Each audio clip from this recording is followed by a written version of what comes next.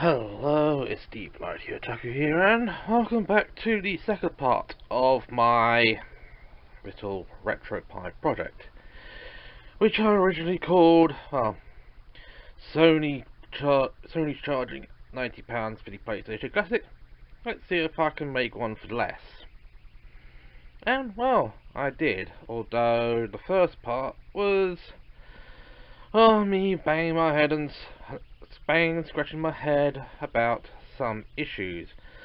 And when I actually left on the last part, I was originally going to install lacquer, and my phone just went off.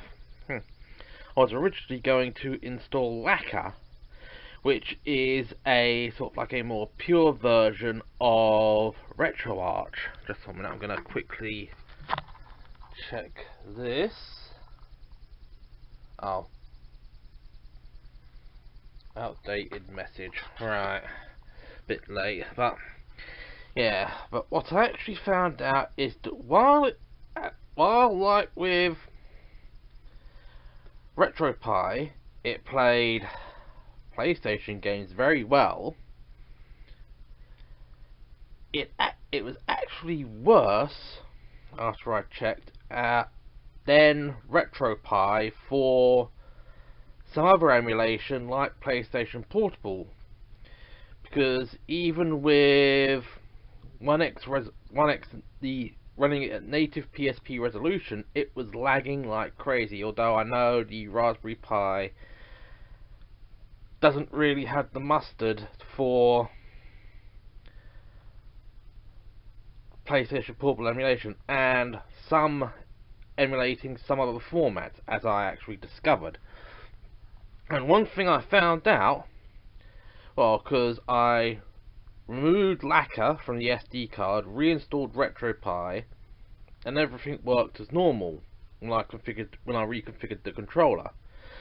Because for some unknown reason, what's happened, and I did actually discover this through actually searching on the Retropie forums, is that they think a driver update mucked up the controller assignment for which button is marked as what. Although it doesn't explain the reason why when I'm trying to configure it skips several items, although I could just go back. So what I am is I'm back on Retropie 4.4, and as I said, it is actually working very well. Although I'm still having problems with certain emulators, because almost every single time some emulators call for a keyboard, and it's getting to be a right pain in the navel every single time I try testing something out and then finding out I have no commands and no control with a controller, because it's demanding one of these.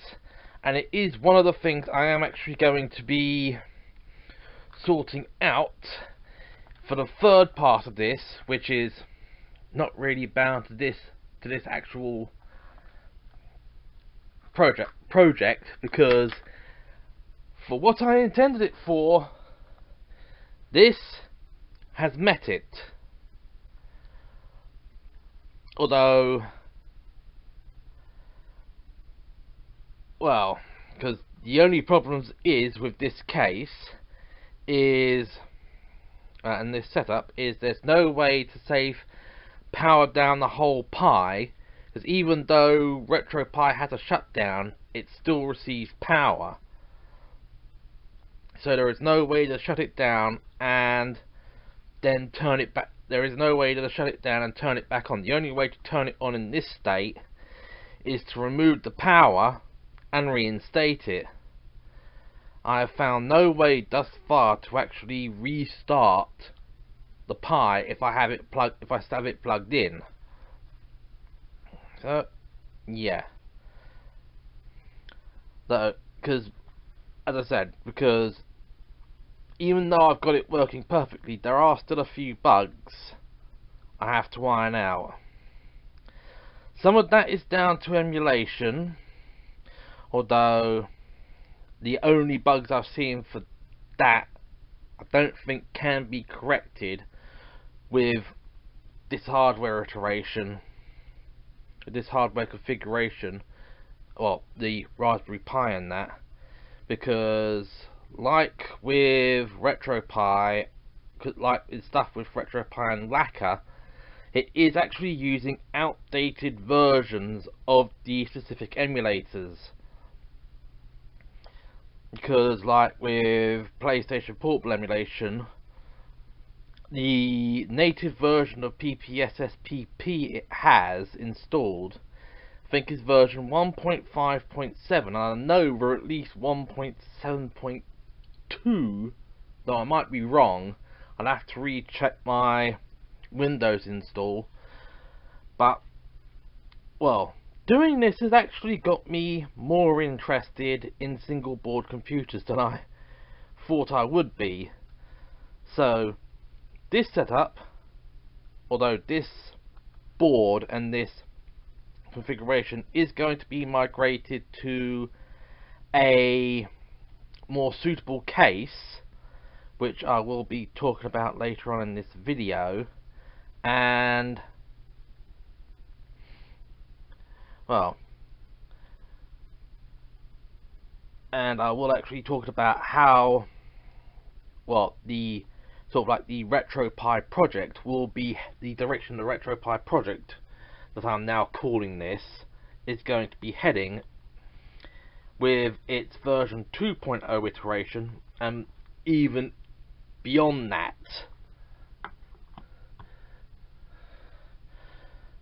Although one other thing I had to do, especially with the USB drive, although I'll probably redo this entire installation and start from scratch, is because originally what should have happened was when you plug this in and start it up, it should copy the entire home directory, the Retropie directory, from the SD card to this, and either I turned it up, I probably turned it off too soon, but not all of it had been copied over.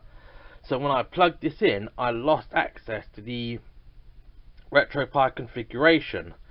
So what I did to fix that was I just turned off the USB ROM hosting service, and I moved that entire Retropie directory from the SD card to here, moved all the ROMs into that directory, although I did miss something, and I configured Retropie to auto mount this as the specific directory it looks for all its ROMs and that, so I have to have this plugged in at all times.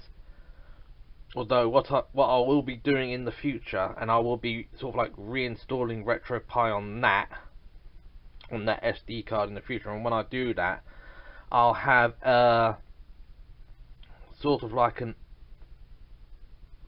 a blank template with all of the data on it for this, for the USB drives, and I'll have multiple drives so that I could have, say, if I want to emulate certain games, because, well, with stuff like PlayStation Portable and that, with disc based, it will take up a load more space.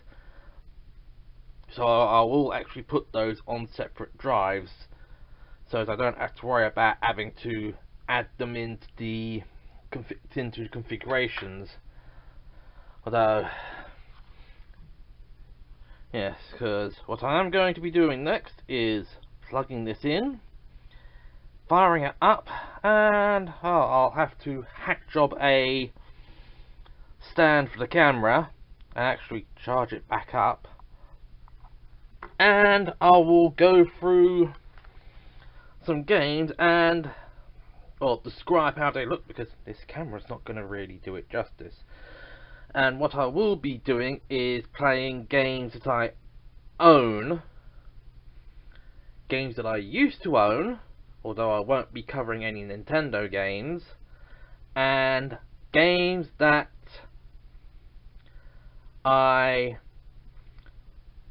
games on systems that I will start purchasing for.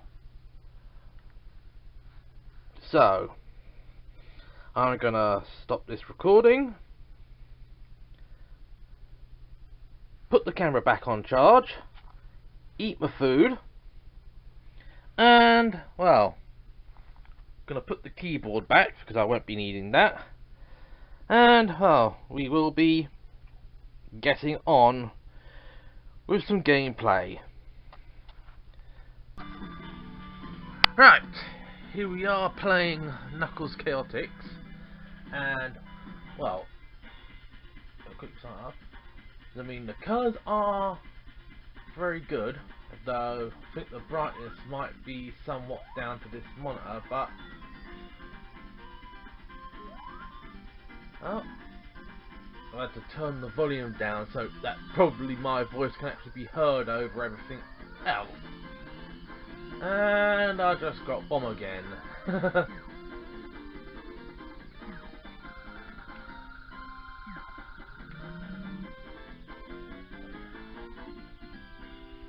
Just quickly head over to zone selection.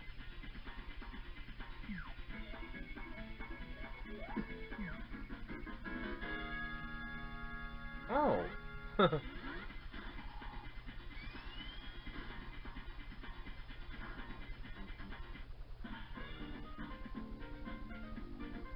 Arena Madness.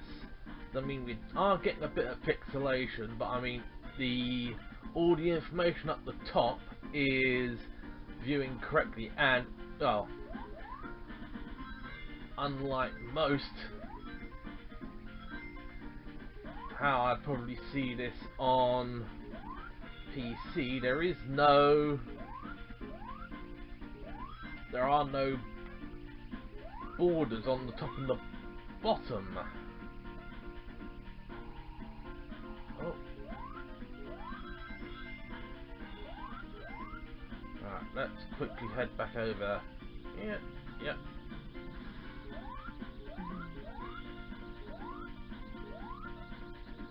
Right, I'm gonna leave that.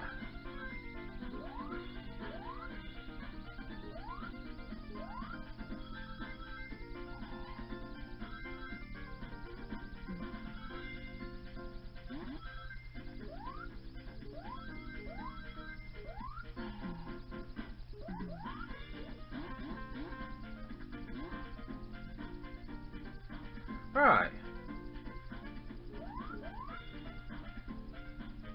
I mean, this is going very smooth. Then again, we are doing 32x emulation. And, oh, thank you. Yeah.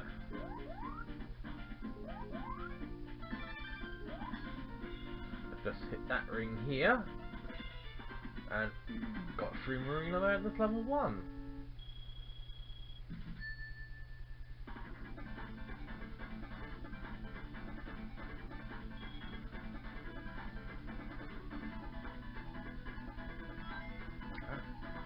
Yep, you'll quickly back, and back, and over here, and oops.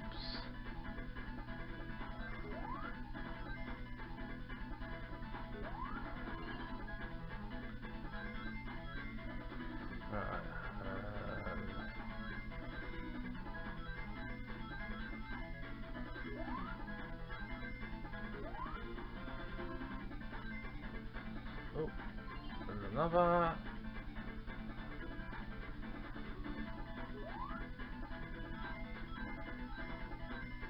Oh, and there's a 6.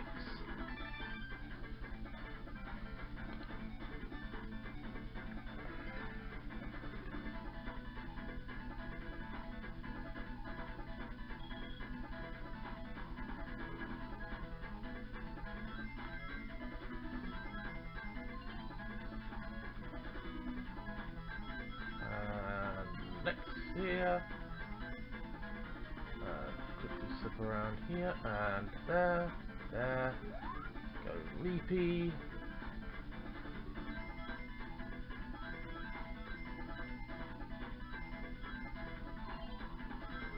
Two.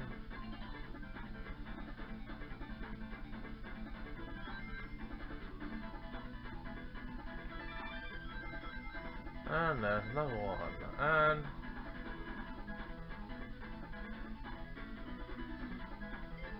cool. And we got the second kill string. So I mean, I would say the quality for this is very good.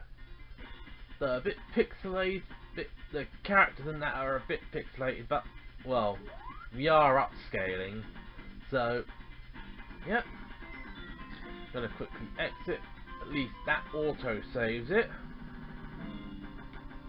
and I just do my enter key and select to exit.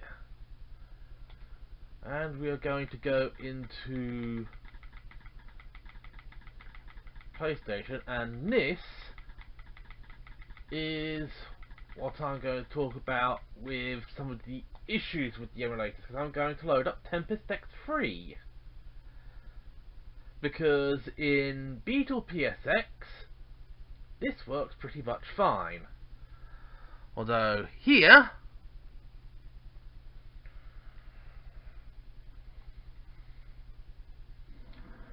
it's not going to be as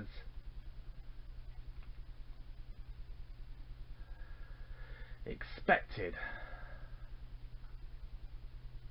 So I got to, and I'm pressing start, and it took about that many presses just to get it to respond. And it's not only that, this is running too fast.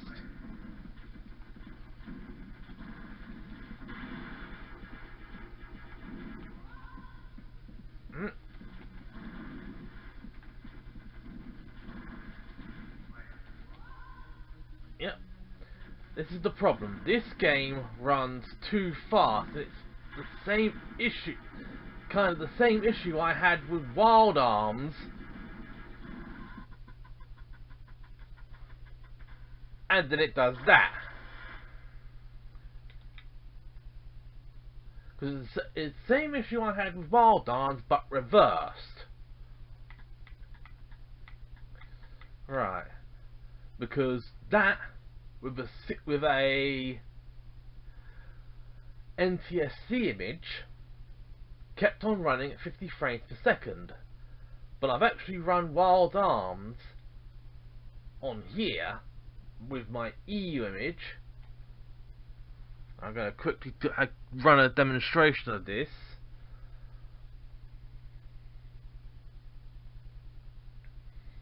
Though we are getting a bit of blocking on this.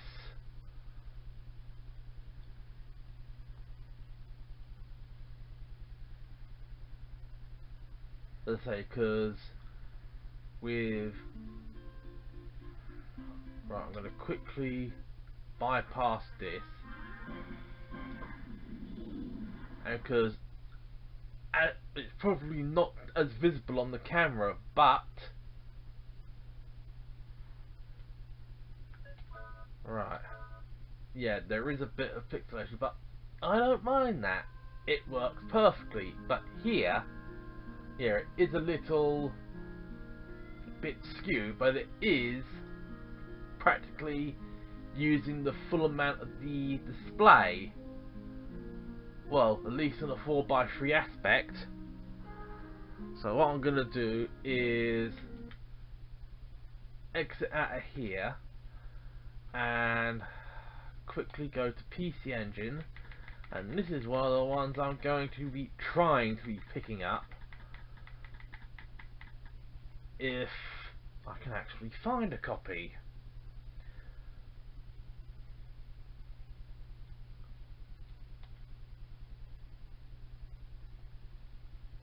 It's R-Type Complete CD for the PC Engine CD.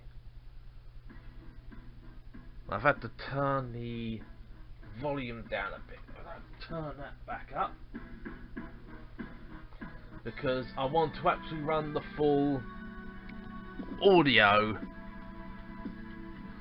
as long as the battery lasts. Actually, I'll just press start on that.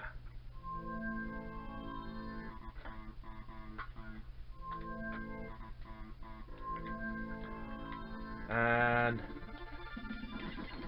remember the right button to press.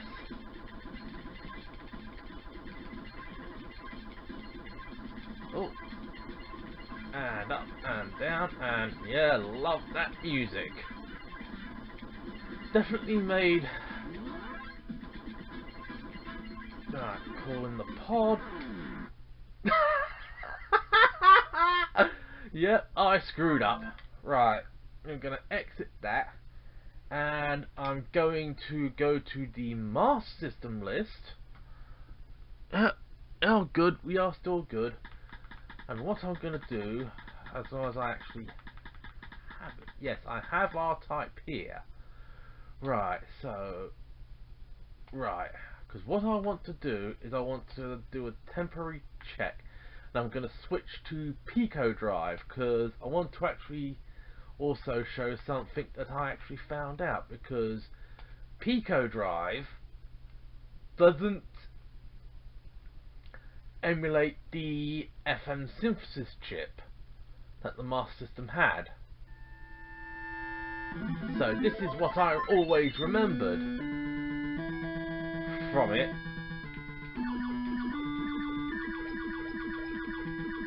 Because I think the Master System 2 also didn't have the FM synthesis chip. But I mean, playing at good speed, although this is reminiscent of my first time I played this game. But what I'm going to do is I'm going to exit out, I'm going to reload,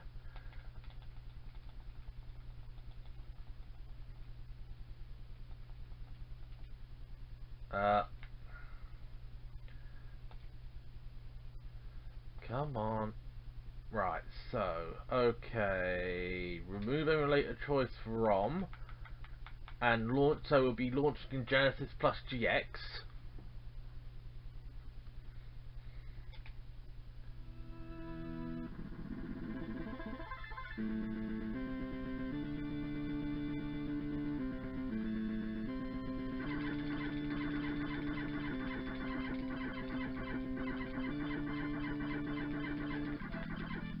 It does have a heck of a different sound to it when you add in the FM synthesis,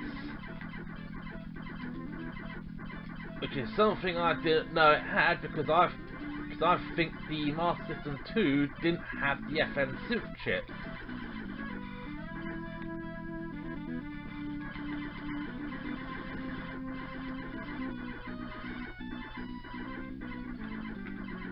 And it's also the same for Shinobi on the Master System, because that too has some enhancements with the FM synthesis chip.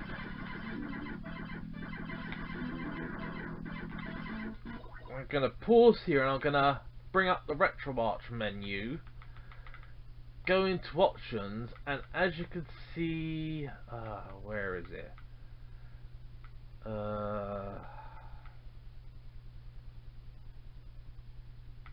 Where did I, is it up here?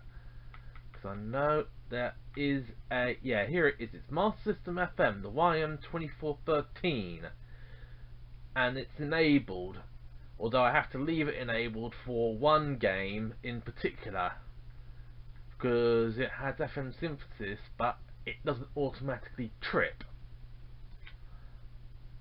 Because that is this one, Sonic 1 SMS FM, which is the original Sonic 1, but it has, but all the background audio runs with FM synthesis.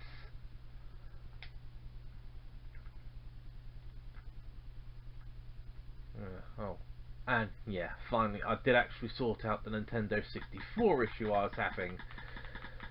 because the emulator doesn't run. Yeah, as I say, because PlayStation Portable, as I say, it's playable, but and it keeps on. And every single time I touch it in one direction or the other, it does. Even though I'm pushing up, it thinks it's pushing left. Right. So what I am going to do is do a few screenshots. Dump this lot down into the. Yeah, there's one thing. Game Gear. That's going to be a heck of a lot of upscaling. Right, where are we? A, B, C, D, E, F, G, H, I, J, K, L, M, N.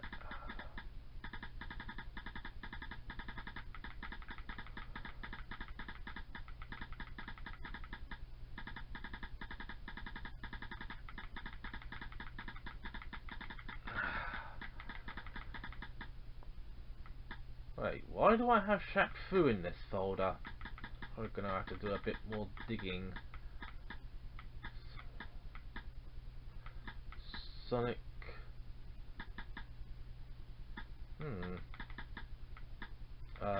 There we go, Sonic the Hedgehog.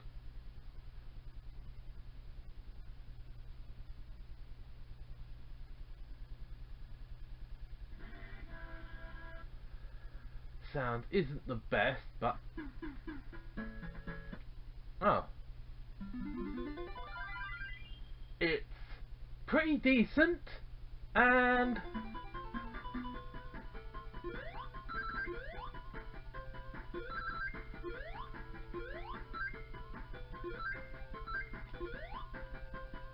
wow. And let's see if it works on here. Oops! Jumped too early.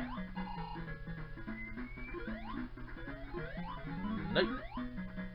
Let's try this again.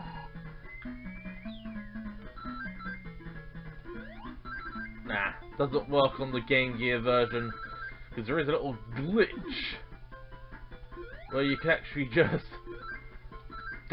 do a spin down there, and oh, that was interesting. Yeah. Oh, yeah, that works as well. Although Dreamcast is patchy at best. Some work, some don't. They can be very, very stuttery. Nintendo 64 does work, as I said. Genesis or Mega Drive 32X, Mega Drive, PlayStation Portable is good, but yeah. PC Engine, that's good. But actually, one thing I want to do, there it is, Wonder Momo, because this has some graphical glitches on PC. Yeah, it still has them here, because you can see the title is up here, plus it's down here.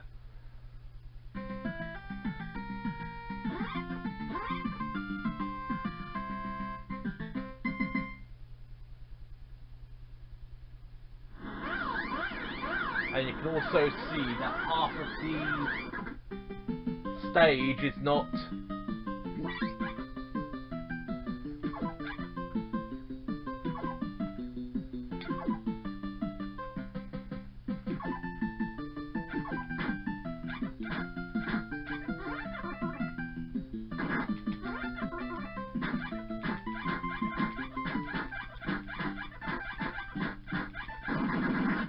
there we go.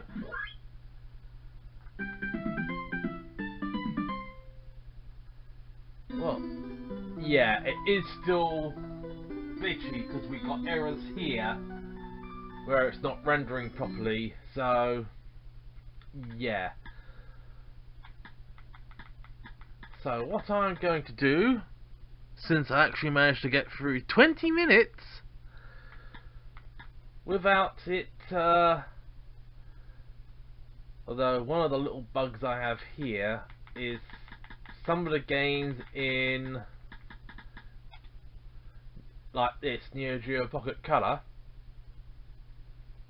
load, and this is all I get.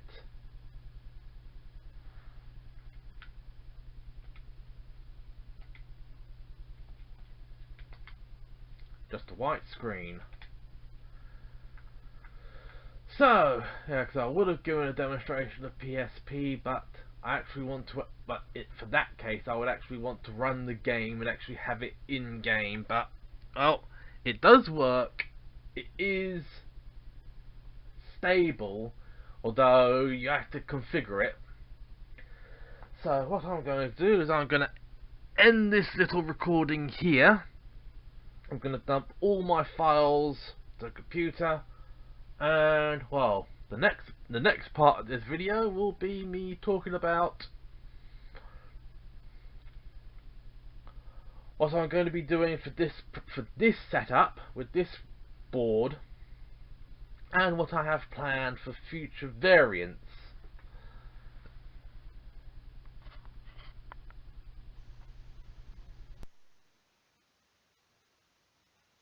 And welcome to World of Browser Tabs. Yeah, I'm only kidding, but yeah, we have a few browser tabs here, and well, there are a few things I actually did forget to mention in previous sections. One, well, I actually figured out anyway, because when I was trying to run Crash Team Racing, it would load normally until I tried to get into a race. When it would crack, when it would either lock up, when it was running emulation in Windows, or in the Retropie, it would just simply crash back. And I actually found out that it's got copy protection on it. And I actually found the file that is required to get around that. Well, it's a subchannel file, but so now I've got that. I've actually also got the subchannel files for 2 of my other games. The other issue I actually have with file transfers, and I think what this is it's primarily something that's gone on in Windows 10, because for some unknown reason you can't copy large files over the network. Well, at least not on wireless, which is all I've been doing with the Raspberry Pi at the moment, because well, eventually it's going to be running on a wired connection.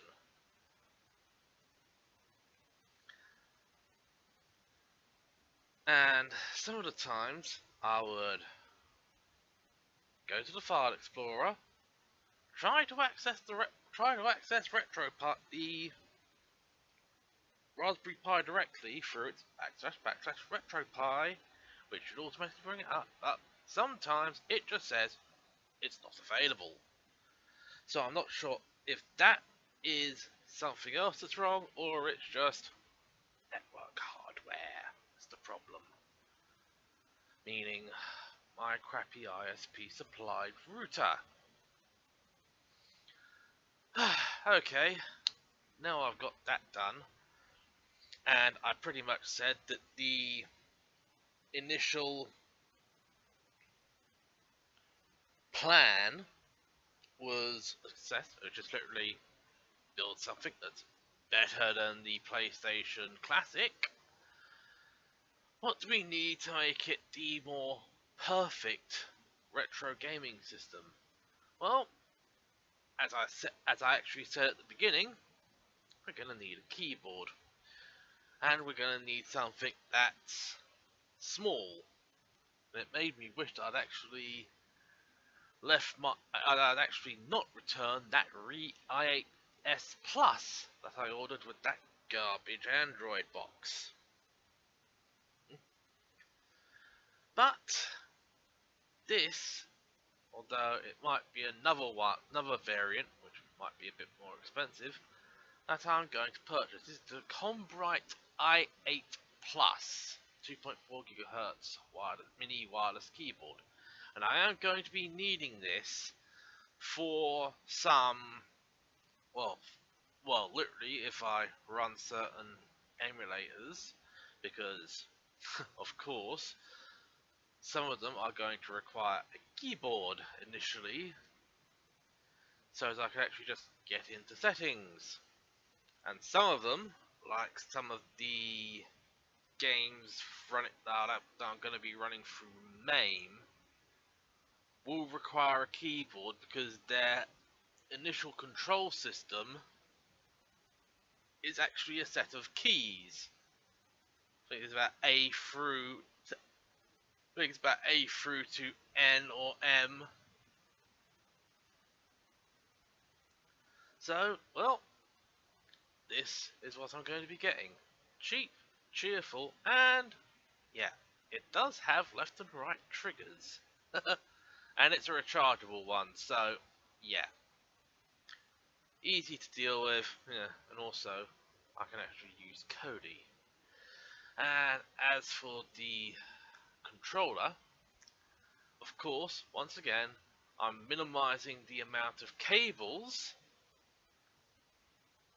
and one of the choices is going to be the Onyx wireless controller, officially licensed wireless controller by Hori. It's only $29.99. Since it's a PlayStation 4 controller, it will pair up with the Pi very nicely, and it will have a familiar control scheme, and of course all the buttons I need, which is going to go on to what I'm going to be doing with the case, because as I said, the only way to actually switch the Pi off is to disconnect it fully from power. And I do actually hope that this does something similar, because what I'm going to be doing is I'm going to be getting one of these. It's the Retro Flag Super Pi case. It's an SNES, well, it says SFC, Super Famicom, but it's an SNES case, and it is literally, well, probably one of the better ideas I've had, because this case actually does have a lot of function built into it, namely the reset button and the power switch. Because the power switch, if I'm right, you can use to turn on and off the Raspberry Pi. The reset acts as a reset, although the eject button doesn't really do much. It actually acts as an eject mechanism for the flap up here, which would normally go downwards when you put in a cartridge, but this one flips upwards, and you can stick SD cards in there. You also get a nice small fan, which you can just plug into 5 volts on the Pi, and you actually have to put it in the right place on the GPIO pins so that it runs directly from the USB power and not from any of the internal power on the Pi. But yeah, because it's $25.99, and what you get is the case itself, screwdriver, which is helpful, a bag, some heat sinks, which will actually be useful for any future projects I have, because I am going to be getting another Raspberry Pi, which will probably be for another project, though, because actually what I am doing is I am actually going to start seeing what I can actually do with single board computers beyond retro games. Uh, yeah, because the two front USB ports aren't. It's not one port being being increased to two on a hub.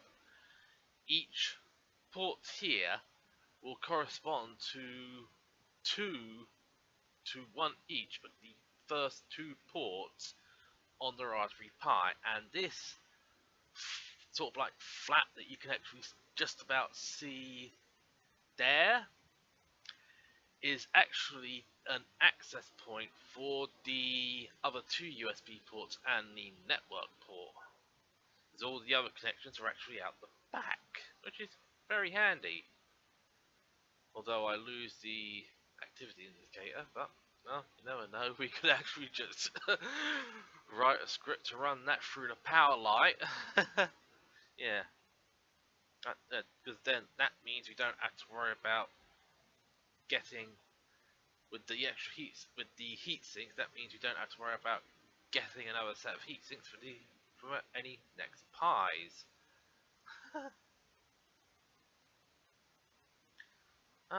Yeah, the retro flag actually do other variants of this case. They also do one for the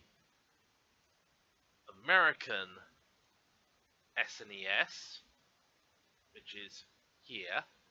Although, because actually, what I will be doing is I will probably be picking up this set, which has all the kit on this for $25.99, but for an extra £5, you get a USB wired SNES controller. Even though for practically everything, I am actually going to be going wireless. But then again, I thought about doing that because, well, Joypad on its own is £14. You're only paying £5 extra to get it with the case, the fan, and all the other accessories, all the other stuff that's needed. Also, yeah, they do have others like this one for the Mega Drive or Genesis and the NES. Yeah, but they do actually have an SNES variant of the case. Yeah. And that is actually, well, and that will actually complete what I'm referring to as Retropie 1.0. Although some of what is down here in the case department is actually going to help for what I'm actually dubbing Retropie Project 2.0, though everything on here is actually going to be in its own video. But what I will be getting for Retropie 2.0 is the Asus Tinkerboard. And, well, no, this is probably not the best option because the software availability is, well, I think it has improved, though the last because I have been doing a lot of research on it, and the sort of like the video from ETA Prime for his top 5 single board ARM based computers for retro gaming. He did say that the Tinkerboard was not that well supported, especially with something. There is a version of Lacquer for this, and you can actually run Android on here because what I have actually done in pre-prep is I have downloaded the latest version of the Tinker OS, which is, well, it's basically another variant of Debian. And I've also downloaded the TinkerOS variant of Android, which is I think it's 7.1.2.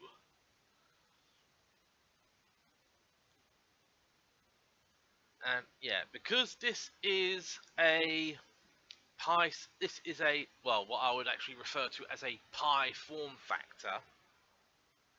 This is good for this will still fit in stuff like these retro cases, since it's exactly the same form factor and exactly the same port locations for the USB, for the network, which this time is actually true gigabit, because the gigabit LAN on the Raspberry Pi 3B Plus is gigabit, but it's limited to 300 megabits a second because it's wired into the USB controller, the USB 2 controller. And the thing is, here we have what looks like what will probably look like Realtek LAN and Realtek audio controllers, because the 3.5mm connector on this is stereo audio and a microphone input, and there is absolutely no composite video out. So all video goes through the HDMI port. Yeah, so, because I mean, £60, it is a bit more expensive than basically the kits I actually purchased. It's £10 more expensive than the kit I purchased, but I can still actually get another full kit, Pi power supply case, and a temporary case, and the Tinkerboard for a decent price. Although, as I said, this is only the start of the project, because what I want to do is go up the chain to see what you could do, starting in ARM and ending at an x86 single board computer. And our and the next one for what will be Retropie 3.0 is the Odroid XU4. As I say, it's powered by ARM Big Little technology. It's an octa-core processor, but what it actually is it's two quad-core processors. It's an ARM Cortex A15 and an ARM Cortex A7. And the wording for Big Little is the A15 runs at 2 GHz, and if I remember correctly, the A7 runs at 1.5. And the other thing about this is that it has USB 2 and USB 3, which is good. Unfortunately, it's not in the Pi's form factor standard. I think it is actually a bit wider than the standard Raspberry Pi, and all of the ports are located in different positions. But the thing is, here, these little oiks are actually charging £113 for this. And I thought, well, that's going to be good for this one. I actually found out I can get it with a power supply for cheaper from odroid.co.uk, who tout themselves as the official supplier for the Odroid. Just cables everywhere. Yeah. As I say, the specification, yeah, it's an Exynos 5422. It's a Cortex A15 and a Cortex A7. You get 2 gigs of LPDDR3 RAM, which is same as you get with the Asus Tinkerboard. You, yeah, you probably get a bit better graphics. Yeah, it's 5 volt, but it's a 5 volt barrel jack. And you can actually get the power supply directly from here. But what actually made the choice for this being Retropie 3.0 was this little puppy. This is the OGST gaming console kit for the XU4. Well, it's for the XU4 or the XU4.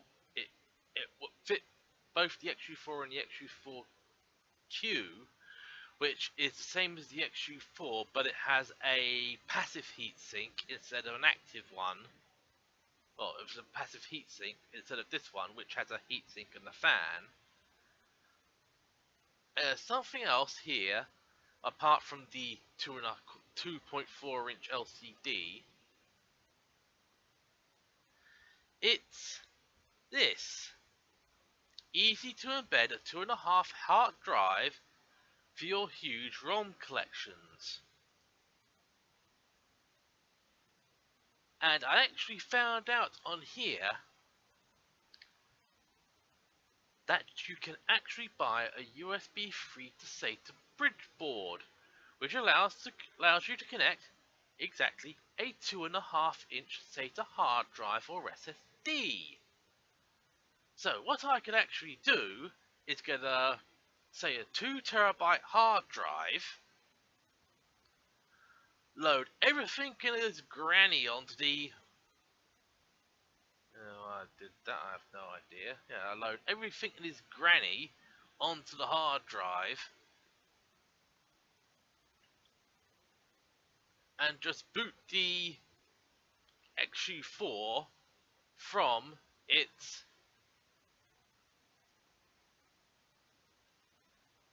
OS. And it does, I believe...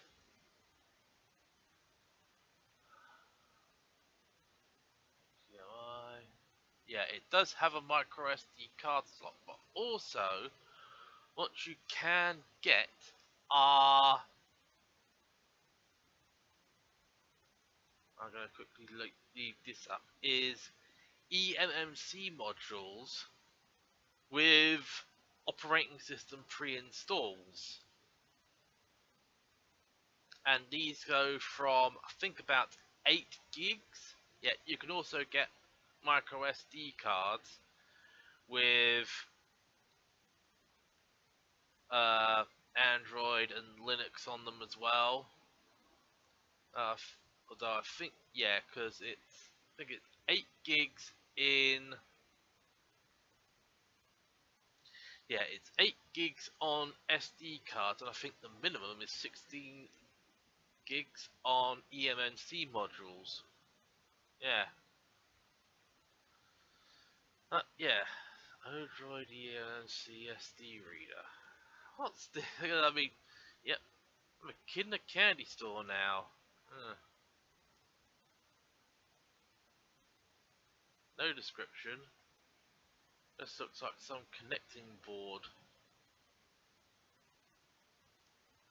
But there, yeah, but this is one of the reasons why this is going to become, well, if they actually get stock of this kit, so I'll be getting this, the bridge, plus I'll be sorting myself a 2.5 inch hard drive, and you'll also need to source a USB 3 Type A to Mini Type B, or Micro Type B.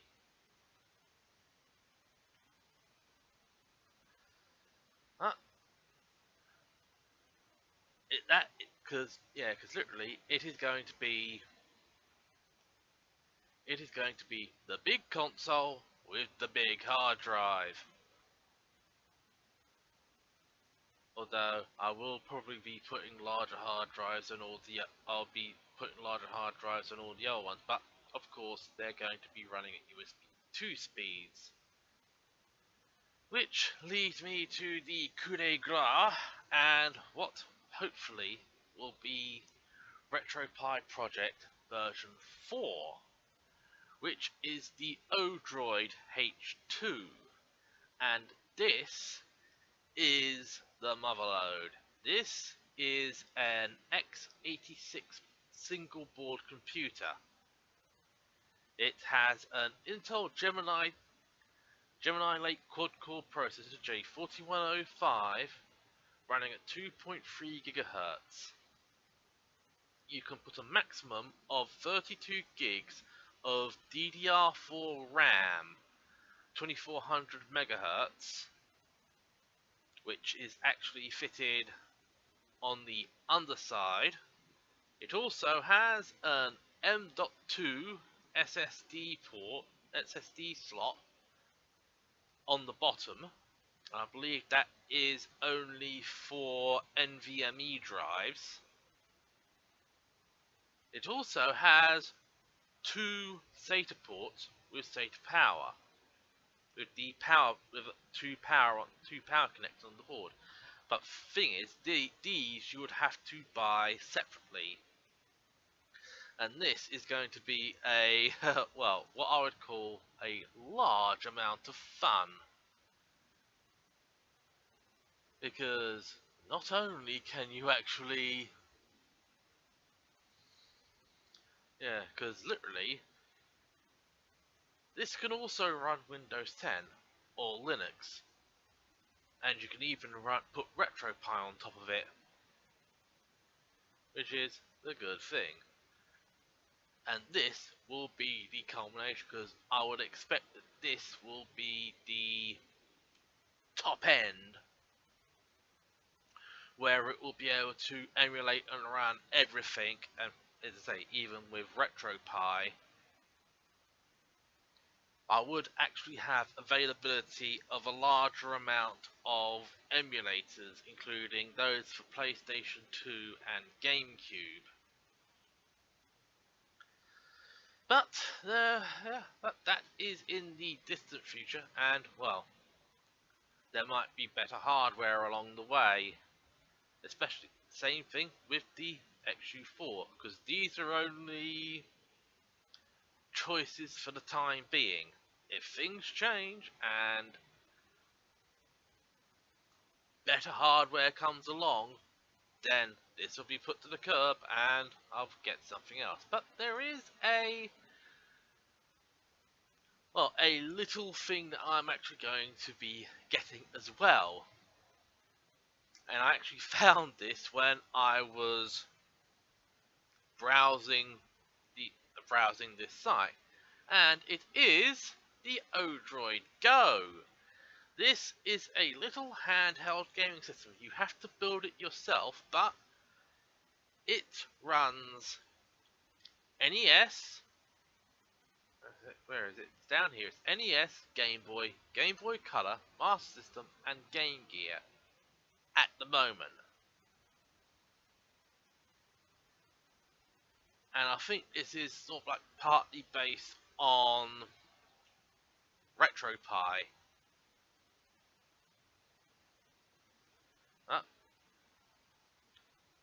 Yeah, there's also, because with the Odroid H2 you do actually have a choice of cases.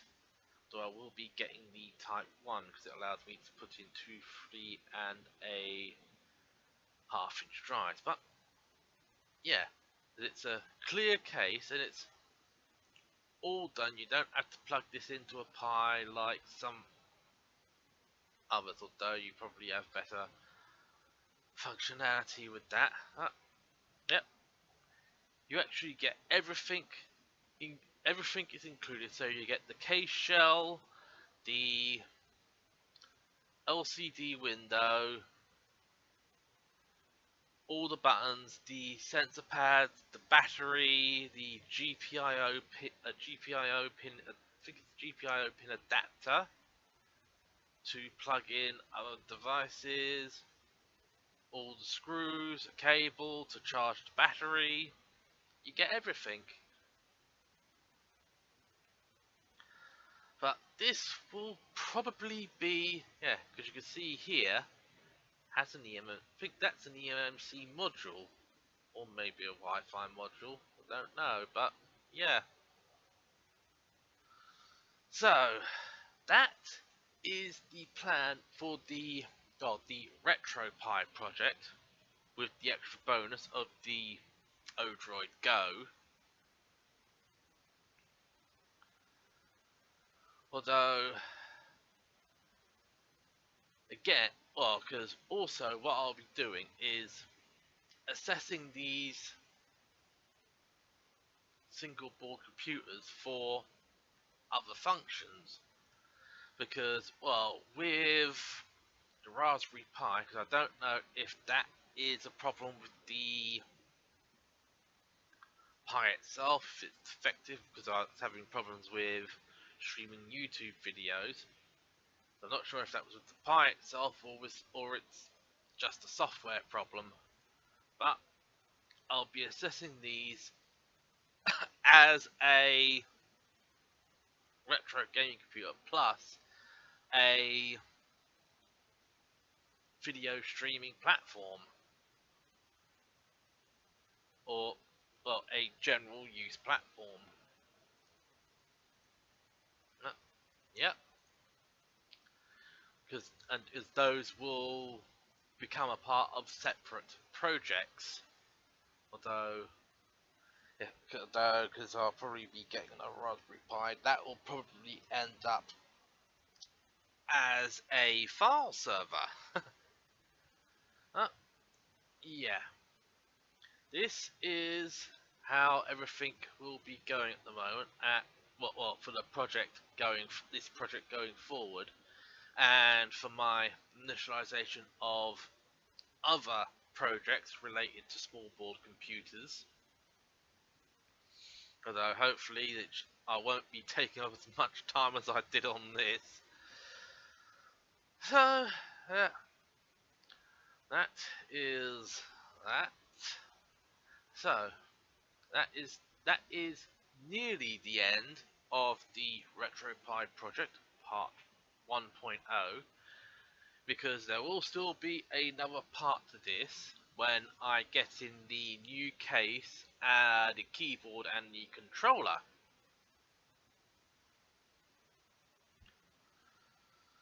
And then I will I will dedicate myself I'll dedicate the time and purchasing power to getting each of these respective single board computers, analyzing them for their performance, and making videos on them. So, this is the Blighty Otaku signing off. Until next time, I'll catch you laters.